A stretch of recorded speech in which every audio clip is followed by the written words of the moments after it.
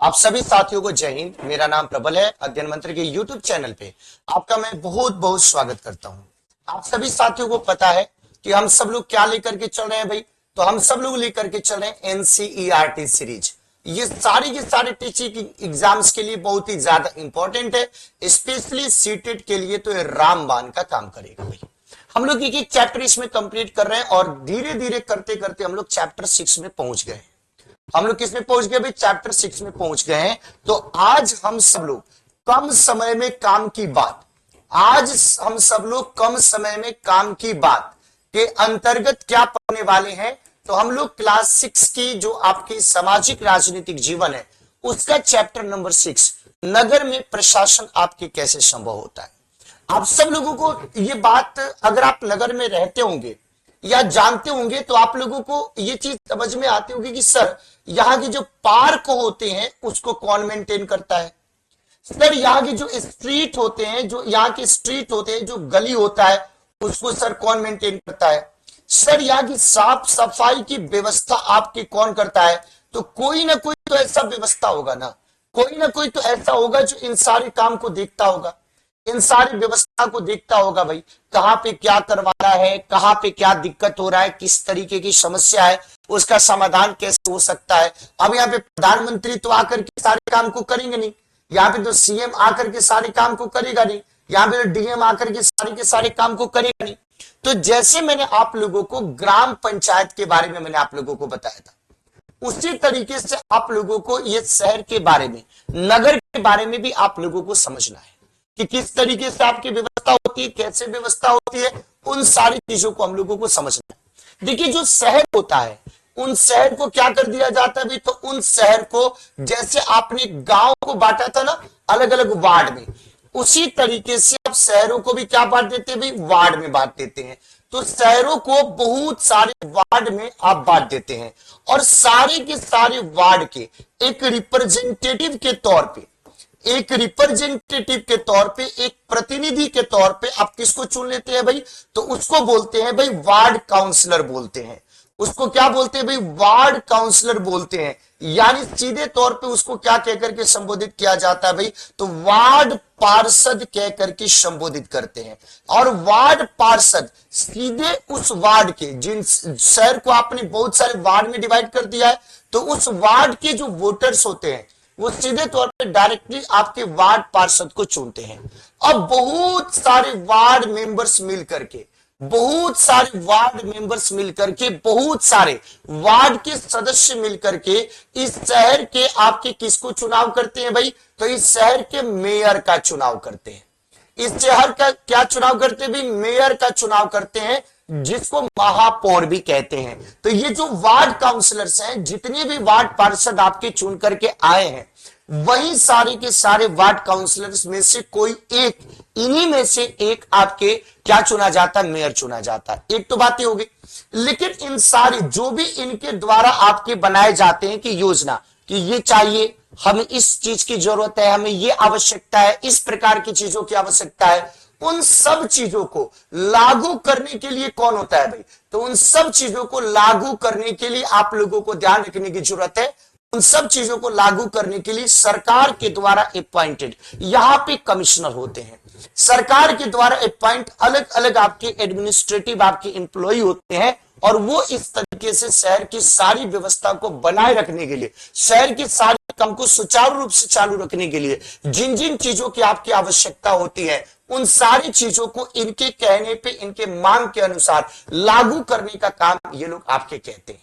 यानी जैसे आप लोगों ने ग्राम पंचायत में एक तरफ आपने क्या देखा था? सरपंच और पंच देखा था, दूसरी तरफ आपने सचिव देखा था, पटवारी देखा था, आपने पुलिस स्टेशन देखा था। उसी तरीके से एक तरफ ये देखोगे जो लोगों के द्वारा अपॉइंट किए जाते, और फिर जो लोगों के द्वारा अपॉइंट किए जाते उनके द्वारा मेयर को आपके क्या किया जाता है? इलेक्ट किया जाता है। लोगों के द्वारा अपॉइंट की जगह के पे इलेक्ट शब्द यूज करना पड़ेगा। लोगों के द्वारा जो इलेक्ट किए जाते उनमें से किसी एक को इन लोगों के द्वारा आपके मेयर के तौर पर इलेक्ट किया जाता है। और जो भी इनके द्वारा आपके काम बताए जाते हैं, चीजें करी जाती है, उसको ये जो सरकार के द्वारा अपॉइंटेड जो कमिश्नर और एडमिनिस्ट्रेटिव जो एम्प्लॉय होते हैं उनके द्वारा क्या किया जाता है? लागू किया जाता है।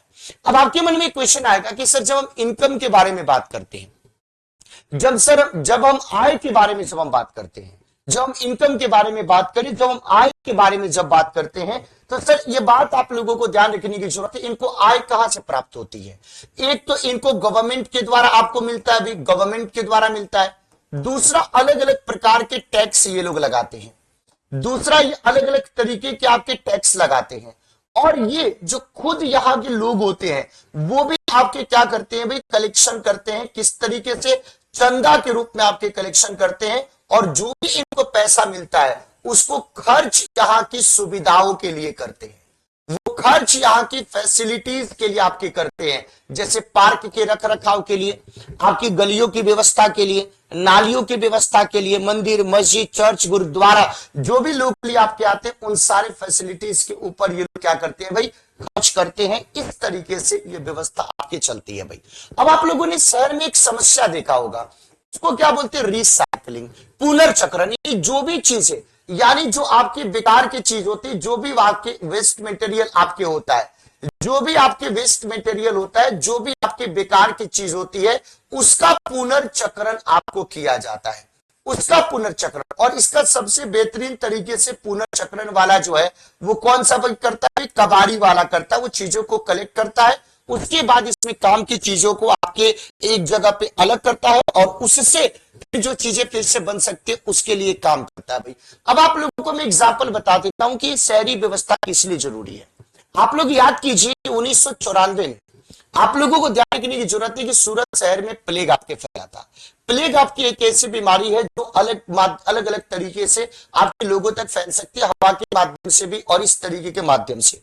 सूरत में उस प्लेग महामारी के कारण जो अव्यवस्था, जो आपकी साफ सफाई के ऊपर संकट जो आपके उपस्थित हुआ था, बड़ा मुश्किल से उसके ऊपर आपकी कमांड किया गया, बड़ा मुश्किल से उसके ऊपर आपकी कमांड किया गया। और तब जाकर के सूरत को आपके ठीक ठाक बनाने की कोशिश, और लंबे आपके समय के बाद आज देखिए कि जब भी स्वच्छता का सर्वेक्षण होता है तो उसमें इंदौर के साथ सूरत भी भारत के सबसे स्वच्छ शहर में आता है।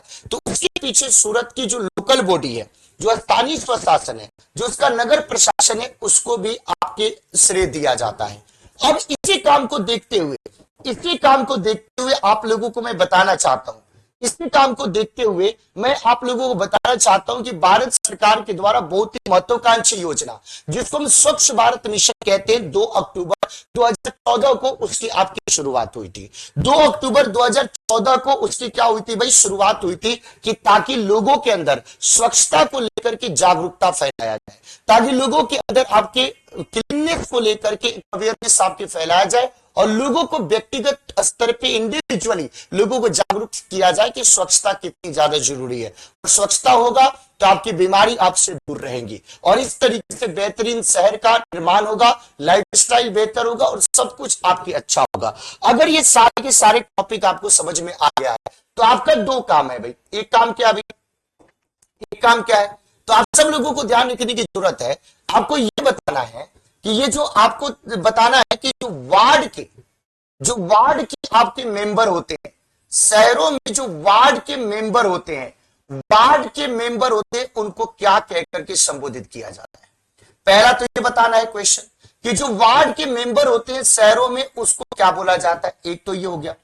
दूसरा आप सब लोगों को बताना है कि स्वच्छ भारत मिशन कब आपको स्टार्ट किया गया था।